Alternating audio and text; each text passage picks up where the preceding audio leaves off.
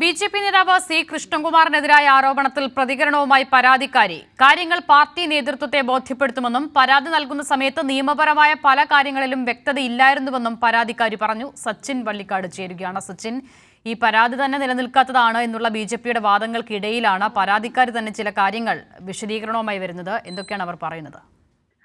തീർച്ചയായും അസിത, അത് തന്നെയാണ് കാരണം. വർഷങ്ങൾക്ക് മുൻപുള്ള പരാതിയാണ്. ഇത്തരത്തിൽ കേസ് പോലീസ് സ്റ്റേഷനിലും അതുപോലെ തന്നെ കോടതിയിലും ഒക്കെ വന്നപ്പോൾ തള്ളിയതാണ് തുടങ്ങിയ കാര്യങ്ങളാണ് ബി.ജെ.പി.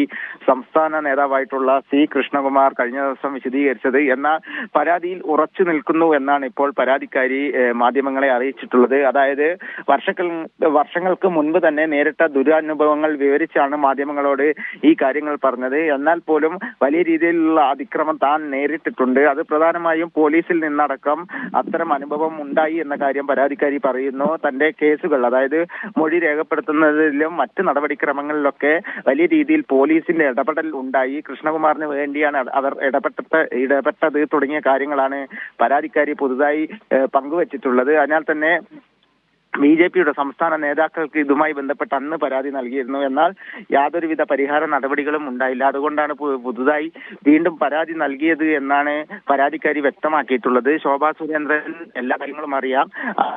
ശോഭാ സുരേന്ദ്രനിൽ നിന്നും സഹായം ഉണ്ടാവും എന്നൊരു പ്രതീക്ഷയോടുകൂടിയാണ് വീണ്ടും പരാതിക്കാരി രംഗത്തെത്തിയിരിക്കുന്നത്. അതേസമയം പരാതിക്കാരിക്കെതിരെ ഭീഷണിയുമായി ബി.ജെ.പി. നേതാവ് സി കൃഷ്ണകുമാറിന്റെ ഭാര്യയും രംഗത്തെത്തിയിട്ടുണ്ട്. ഫേസ്ബുക്ക് പോസ്റ്റിലൂടെയാണ് സി കൃഷ്ണകുമാറിന്റെ ഭാര്യ മിനി പരാതിക്കാരിയെ ഭീഷണിപ്പെടുത്തിയിട്ടുള്ളത്. അസിത. സച്ചിൻ വള്ളിക്കാടാണ് വിവരങ്ങൾ നൽകിയത്.